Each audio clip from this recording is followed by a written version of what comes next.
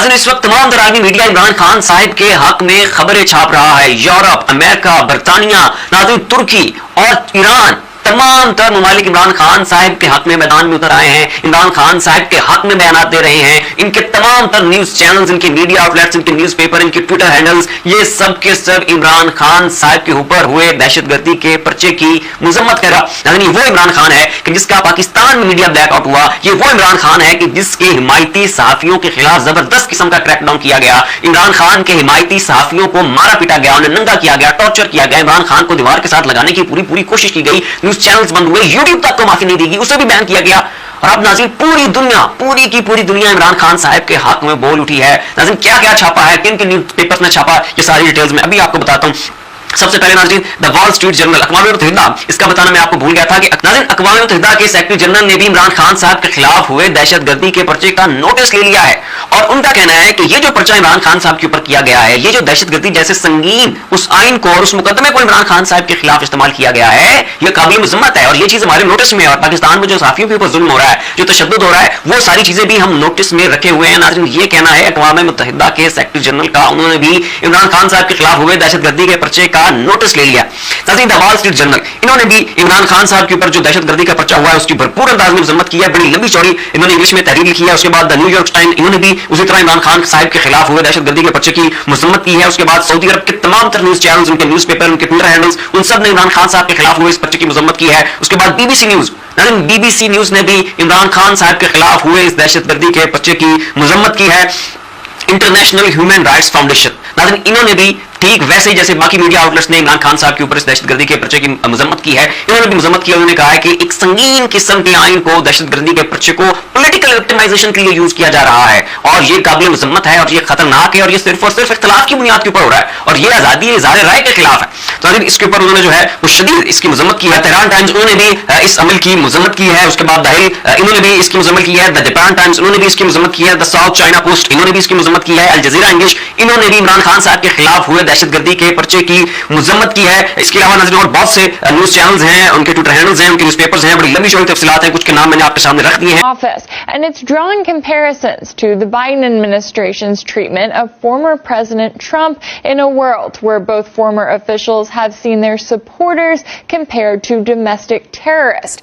Imran Khan is now reportedly facing terrorism charges following a speech he gave to a crowd of supporters in which he vowed a lawsuit against police alleging that they tortured his close aide.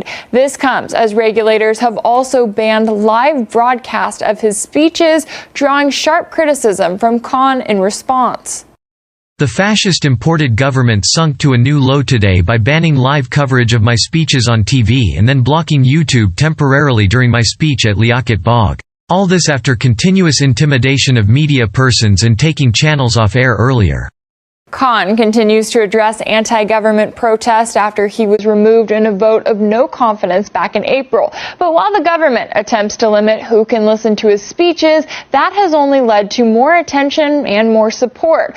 So if Khan is facing terrorism charges, then what does that mean for his supporters? And could they face action themselves?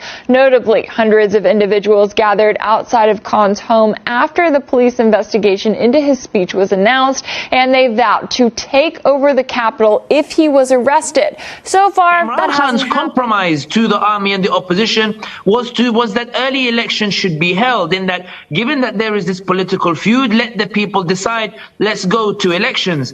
The problem for the government and the army, however, is that in the provincial elections, in the by-elections, such as that in the largest province of Punjab, Imran Khan is pulling off spectacular landslide. In Punjab, where the current Prime Minister is from, Punjab is considered the current Prime Minister's stronghold. It's considered something that is his own backyard. Imran Khan's party won a landslide in that backyard. It overturned the traditional political dynamics and then proceeded to win 2 more by-elections with very large margins. And this has now caused jitters amongst the army and amongst the Prime Minister, the current government. The idea being that Imran Khan's rallies are only continuing continuing to get bigger. He's continuing to win these provincial elections. And the closer we get to the appointed date of general elections, there are genuine concerns that there could genuinely be a political earthquake, that Imran Khan might actually win an outright majority and come to dominate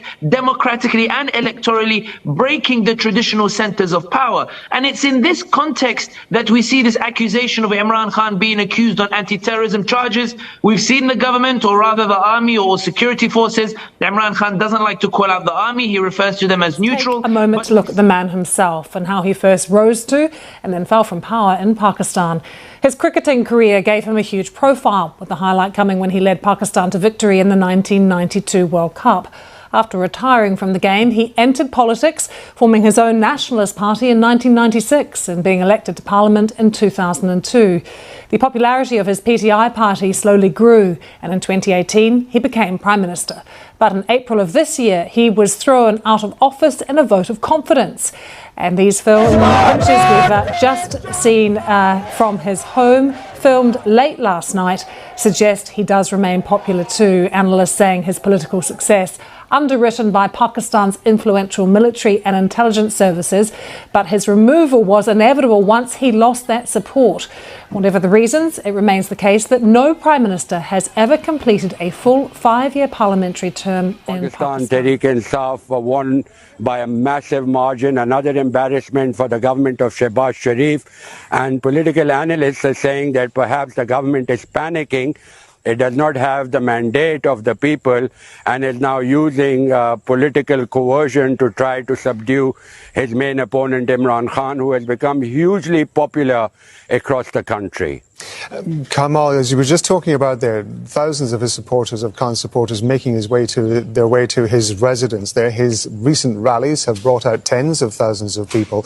There must be a concern that this could turn very, very bad. And if this is a calculated risk on behalf of the government, then it is a tremendous risk that we could see violence on the streets again. Absolutely. If the government clamps down hard, it will definitely evoke a strong reaction from the people. The people of Pakistan, of course, want a fresh election. They do not recognize this 13-party coalition, which has been unable to deliver. Inflation is at an all-time high. Prices of fuel and electricity also have shot up, and there is a lot of unease. It should also not be forgotten that Imran Khan has the government in the country's most powerful province, that's the Punjab. He has the government in the Khyber Pakhtunkhwa province. In Pakistan, he administered Kashmir and Gilgit-Baltistan. And if he gives a call to his supporters to come out in large numbers, because there is also a fear that they will clamp down on the internet. Also the fact that they cut his speech yesterday on television because the Pakistan Electronic Regulatory Media Authority said that all his speeches, live speeches, will be banned. So the government, of course, going into panic mode, according to most people. And as you very correctly said, this could lead to a very dangerous escalation, which will further complicate Pakistan's economic woes, not to forget the fact that the political instability